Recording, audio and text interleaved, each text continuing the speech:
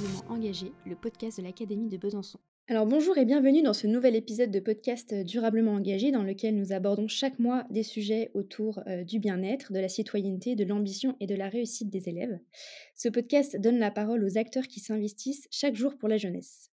Aujourd'hui, nous avons le plaisir d'accueillir Elina Coutenot, professeure documentaliste au Collège du Plateau à Lavant-les-Saint-Claude.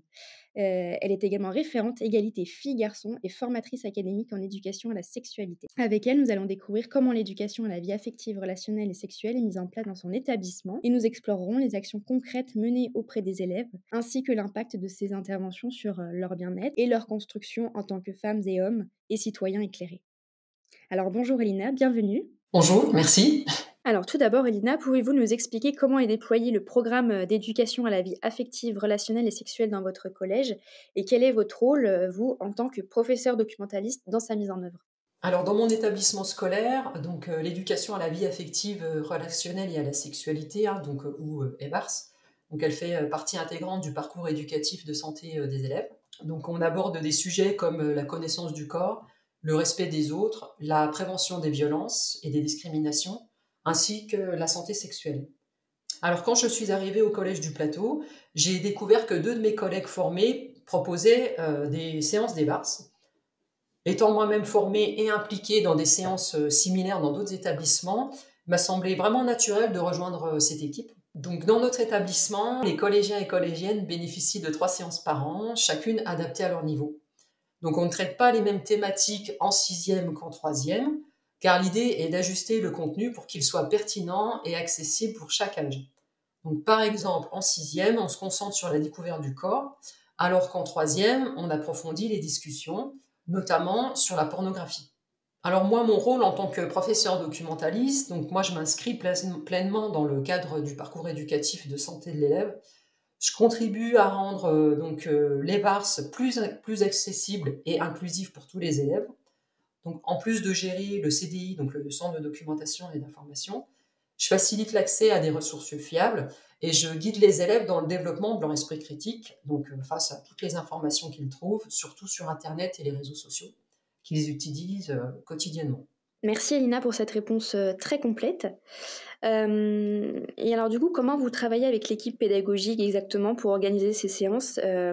Quels sont exactement les thèmes abordés et comment vous adaptez les contenus aux différents niveaux scolaires? Oui, pour compléter ce que j'ai dit avant, en fait, dans mon établissement scolaire, je travaille avec une équipe multidisciplinaire composée de l'infirmière scolaire, de l'assistante sociale, de la CPE et des enseignants de SVT. Les thématiques que nous abordons sont en lien avec les programmes de SVT pour que les élèves aient toutes les informations nécessaires au préalable afin de comprendre ce que l'on évoque en séance. Avec mes collègues, on se réunit à la fin de chaque année scolaire pour préparer le programme de l'année suivante. Par exemple, donc cette année, en 6e, on parle des changements corporels liés à la puberté et de la prévention des violences intrafamiliales, avec un focus particulier sur l'inceste. En 5e, on sensibilise à l'égalité des genres.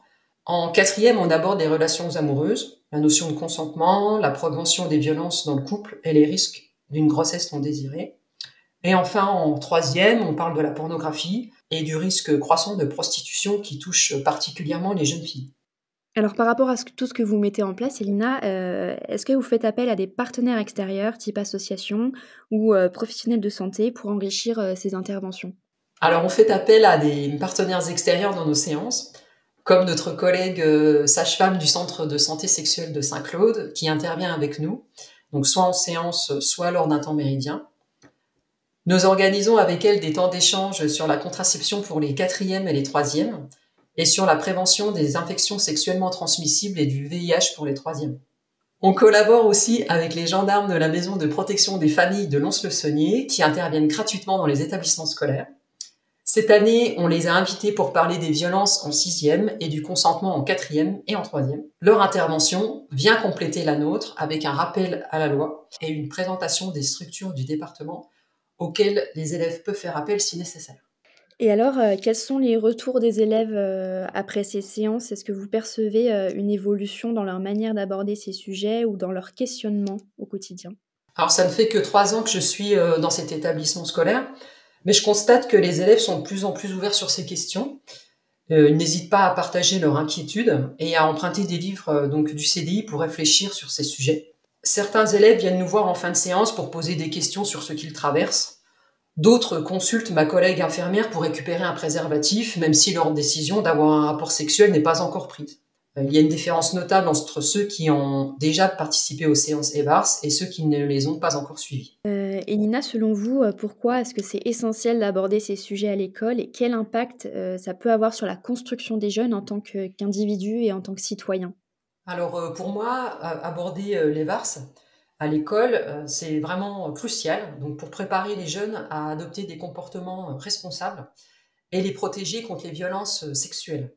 Parfois, les révélations arrivent plusieurs semaines après les séances, mais ces moments ont un réel rôle déclencheur. Ça, c'est vraiment très important. Enfin, notre traditionnelle question pour vous, Elina, qui êtes professeure documentaliste, pour vous, c'est quoi être durablement engagé? Pour moi, être durablement engagé en tant que professeur documentaliste, ce n'est pas juste organiser des séances ponctuelles, mais bien créer un cadre éducatif stable et rassurant pour nos élèves, où ces sujets peuvent être abordés tout au long de la scolarité. Dès la maternelle, il est essentiel de créer un climat de confiance qui permettra aux élèves, à chaque étape de leur développement, de se sentir légitimes à poser des questions et à exprimer leurs préoccupations. Pour moi, cet engagement passe aussi par un travail de sensibilisation auprès des équipes éducatives et de formation du personnel de l'éducation nationale. Je suis aussi formatrice académique. C'est un travail de longue haleine qui demande de la persévérance, de la collaboration et de l'adaptation aux enjeux contemporains. Eh bien, merci beaucoup Elina d'avoir répondu à nos questions, merci d'avoir témoigné, de tout ce que vous mettez en place, tout ce que vous mettez en œuvre dans votre collège. Et je vous dis à bientôt chers auditeurs, nous nous retrouvons le mois prochain, pour un nouvel épisode, de notre podcast Durablement engagé.